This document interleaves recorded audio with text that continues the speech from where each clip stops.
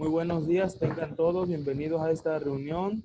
El día de hoy nos acompaña el alergólogo José Carlos Molina Vergada, egresado de la UNAM, la epidemióloga Cristal Pantoja Estrada, egresada de la UVM, el infectólogo Brian David Vázquez, egresado de la UNAM, el doctor Jonathan Buscarón Valenzuela, egresado de la UB, la doctora Leslie Esmeralda Rodríguez, egresada de la UAP, y un servidor egresado de la UB.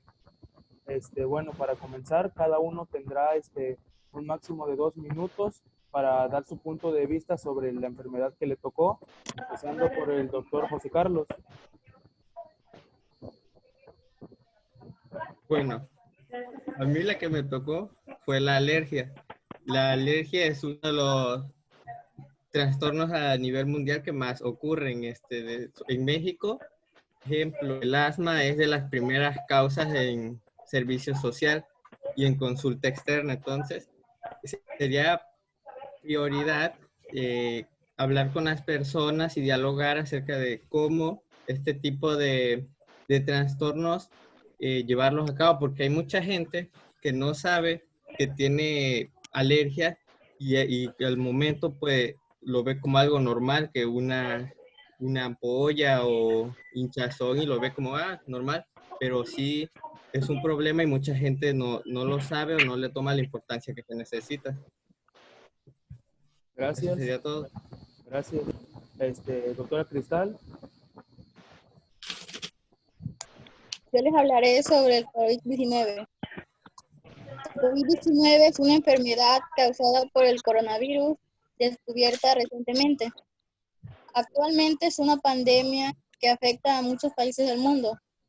El COVID-19 ha impactado en muchos aspectos, en el aspecto social, ambiental y económico.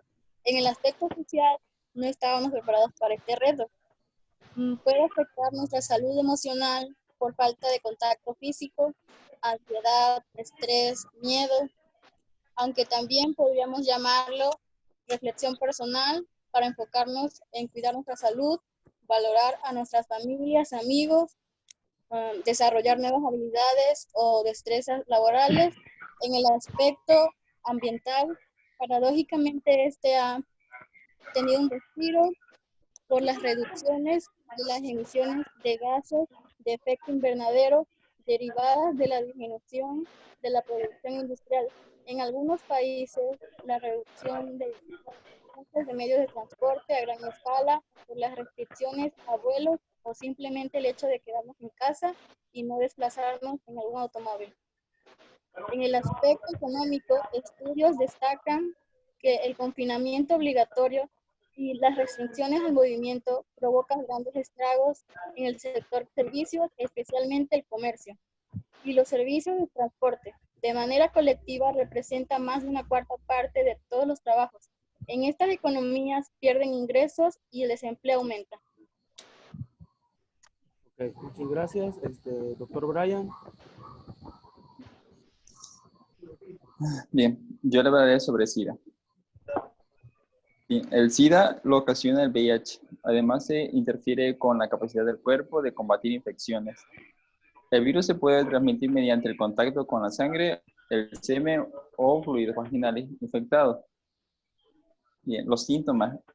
Los síntomas requieren diagnóstico médico al cabo de pocas semanas de la infección. Con el VIH puede aparecer síntomas como la fiebre, el dolor de garganta, la fatiga. Luego la enfermedad suele ser asintomática, así que se convierte en SIDA. Los síntomas incluyen pérdida de peso, fiebre o sudores nocturnos, infecciones recurrentes y fatiga. Muchas gracias. Muy bien. Doctora Leslie. Yo les hablaré acerca del herpes eritematoso. Es una enfermedad autoinmunitaria la cual ataca las células y los tejidos de nuestro organismo por error, ya que no puede reconocer cuando un tejido está lesionado y cuando un tejido está sano. Las causas que dan origen a esta enfermedad todavía son desconocidas, ya que no están basadas en algo concreto. Puede ser por genética de la persona, ya que lo herede de sus padres, que alteran nuestro organismo, o puede ser por hormonas que nuestro cuerpo produce de más o produce de menos. No tiene un tratamiento en sí, solamente es controlar los síntomas de esta enfermedad. Las personas que pueden padecer más esta enfermedad son las personas de raza afroamericana o las personas asiáticas. Esta enfermedad puede aparecer en cualquier tipo de persona, pero es más común entre las personas de los 15 años a los 44 años. Los síntomas que provoca esta enfermedad son fiebre, dolor articular y muscular, y algunos de los síntomas más graves son las erupciones cutáneas que pueden dar en las mejillas y en las fosas nasales. Ok, gracias. Y por último, doctor Jonathan. Ok, buenos días. Yo les voy a hablar de la influenza. También es conocida como la gripe. Es una enfermedad respiratoria contagiosa que es provocada por virus de la influenza. Este virus puede causar una enfermedad leve o grave según la respuesta del organismo. Incluso puede llevar a la muerte.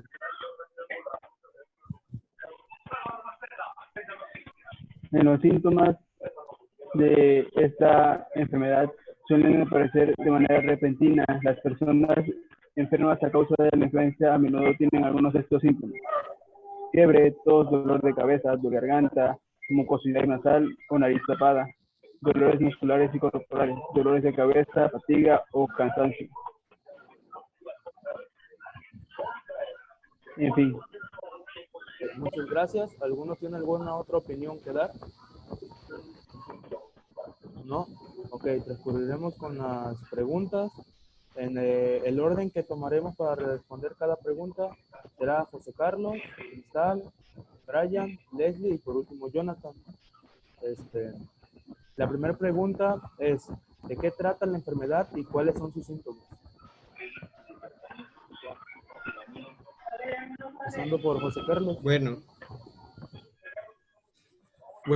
yo voy a hablar de la alergia. La alergia es una reacción del sistema inmunitario a algo que no suele molestar normalmente a la mayoría de las personas. Quienes tienen alergias suelen ser sensibles a muchas cosas, puede ser a muchísimas cosas. Entre los tipos más comunes está el polen, los ácaros del polvo, las mascotas, el moho y los alimentos. La alergia puede provocar varios síntomas, depende del tipo de alergia, todas son distintas. Goteos nasales, estornudos, picazón, sarpullido, edema, o sea, hinchazón o asma. El asma es una enfermedad que provoca que las vías respiratorias se hinchen y se estrechen. Y esto hace que se presenten sibilancias o dificultades para respirar. Ese es un tipo de alergia. Y también está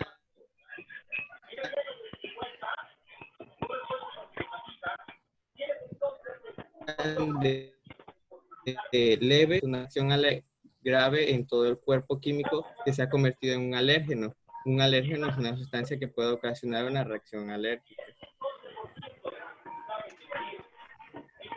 Pues eso sería la alergia. Todas son distintas. Ok, doctora Cristal. Los síntomas más habituales del COVID son la fiebre, tos seca, cansancio, dolor de garganta y congestión nasal. La mayoría de personas, alrededor del 80%, se recuperan sin necesidad de tratamiento hospitalario. Una de cada 5 personas que contraen coronavirus acaban presentando un cuadro grave y dificultades para respirar. Se trata de personas mayores de edad con problemas de hipertensión arterial, o problemas pulmonares, diabetes o cáncer.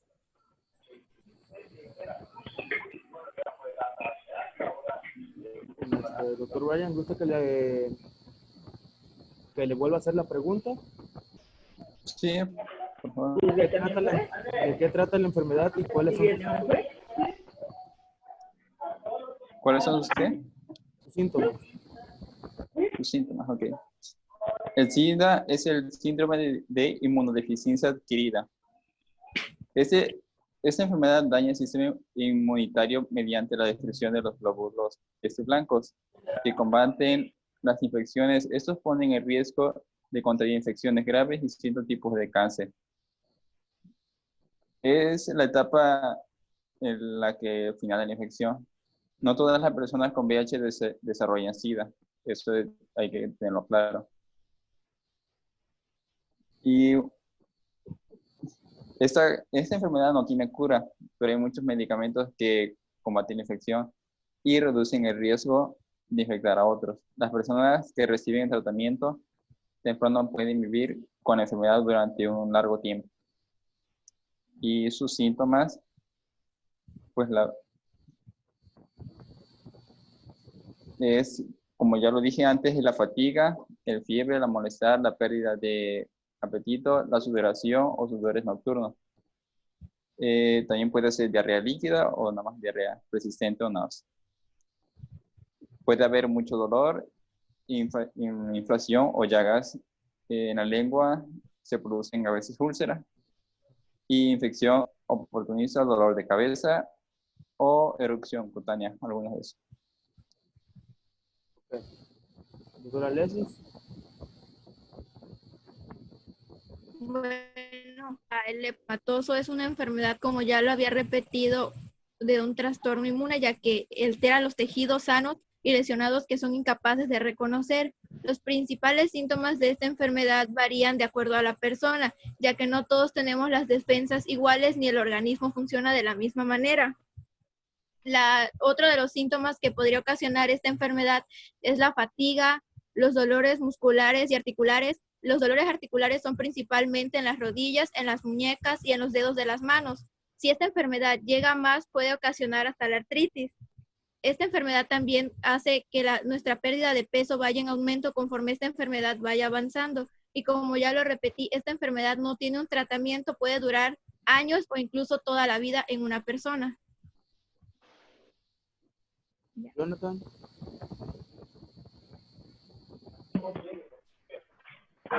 ¿Me puede repetir la pregunta, por favor?